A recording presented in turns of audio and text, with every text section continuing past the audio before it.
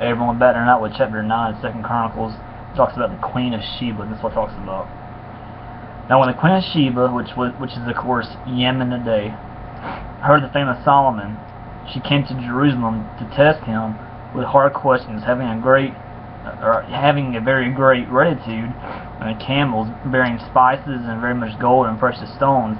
And when she came to Solomon, she told him all that was on her mind, and Solomon answered all her questions. There was nothing hidden from Solomon that he could not explain to her. And when the Queen of Sheba had seen the wisdom of Solomon, the house that he had built, the food of his table, the seating of his officials, and the attendance of his servants, and their clothing, his cupbearers and their clothing, and his burnt offerings that he had offered at the house of the Lord, there was no more breath in her.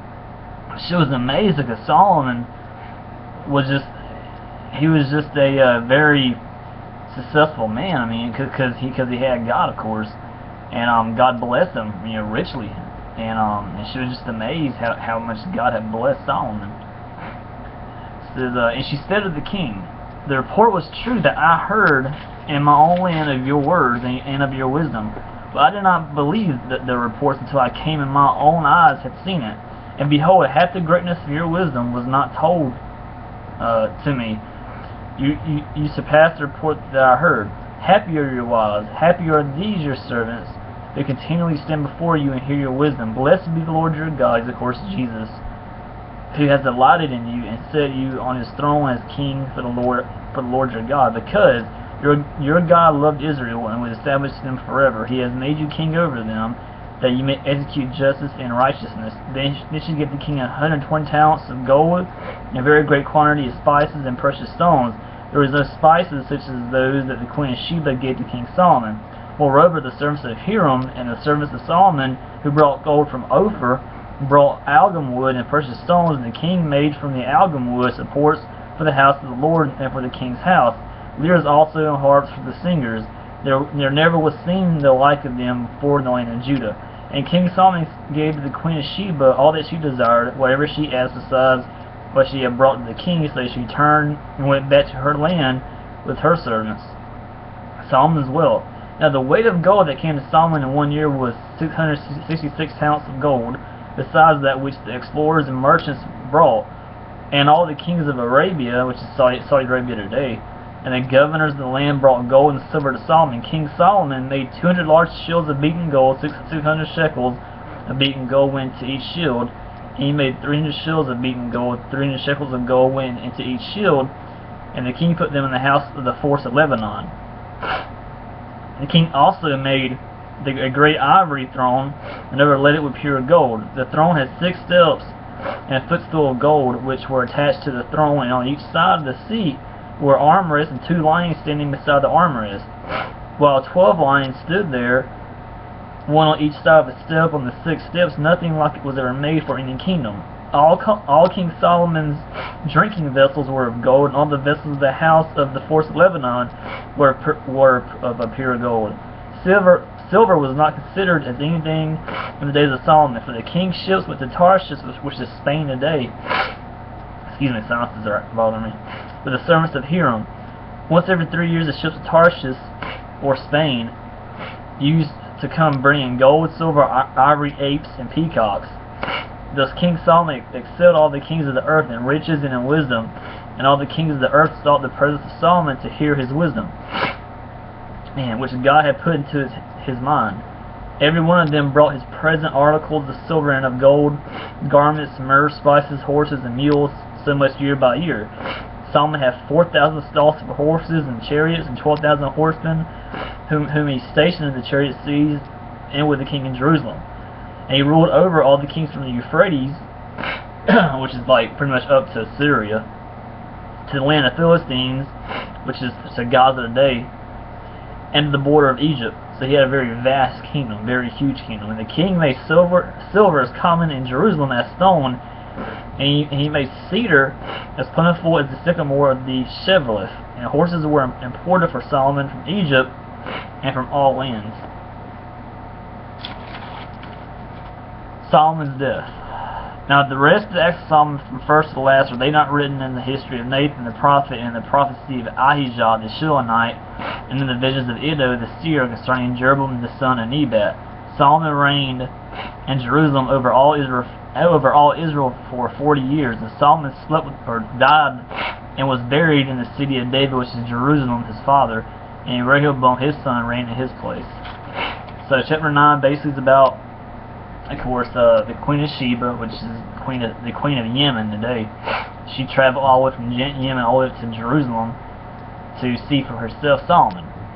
And of course she was just amazed by his wealth and about how God had blessed him, because he was serving God and he was leading Israel away from their sin and leading them back to God, so God blessed him for that.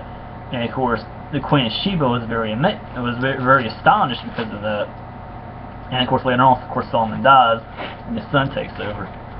Anyway, they have a map here. It's called Solomon's International Adventures in 950 BC. Solomon's firm control of important trade routes linking Egypt, Arabia, which is Saudi Arabia today, Mesopotamia, which is of course Iraq, and Anatolia, Asia Minor, which is Turkey, provided him with the incalculable wealth. Partnering with King Hiram of Tyre, or Lebanon, Solomon also launched his own trading expeditions to Ophir to acquire valuable and exotic goods. The Queen of Sheba's visit to Solomon attests to his great fame throughout the ancient world. Solomon further augmented his wealth by buying horses from Cu and chariots from Egypt and selling them to the king of Syria and the Hittites. So I have a map here. Let's see here, where it says, yeah, basically Solomon traveled all across the world at this time. He sent his servants all the way down to where Somalia is today. And also he sent them to Ethiopia, to Egypt, to well, let's just do this to be easier. I'll just read it from here. Okay, from where Somalia is today, Solomon had bought gold, almug wood, and precious stones from Somalia. Also, you have Ethiopia there, Egypt. He got chariots from Egypt. He got gold, spices, and precious stones from Yemen. From Spain, he got silver, ivory, apes, and peacocks. From Turkey, he got horses. So of course he covered pretty much the entire. Well, he pretty much covered an entire region at the time. I mean, from Europe all the way down to Africa, all the way over to basically where Iraq is today. I mean, he sent his servants all across the world at this time. Like I said, he sent his servants over to Spain, down to Africa, where Somalia is today, all the way over to Iraq to get stuff that he needed for his kingdom. So he was a very rich ruler, because of course God had blessed him, because Solomon was leading Israel away from their sin, and he was leading Israel back to God, so God blessed the nation because of it. And that's why Israel got all this stuff that they needed from, like I said, from Spain, from Turkey, from Egypt, from Somalia, from Yemen. I mean, all over the world. Anyway, that's the map of that, and I'll show you what it looked like. And of course, Solomon's kingdom, spread out from the Egypt, Israel border all the way up to where Turkey is today, a very vast kingdom. That's what it looked like right there. So that's how vast Solomon's kingdom was at the time. I mean, you see it right there, all the way from Turkey, all the way down to where Somalia is today.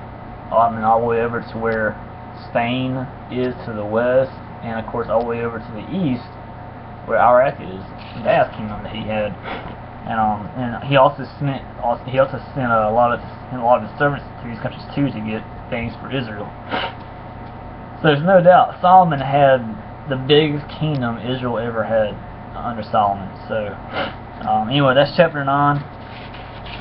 I'll go about chapter 10 here shortly.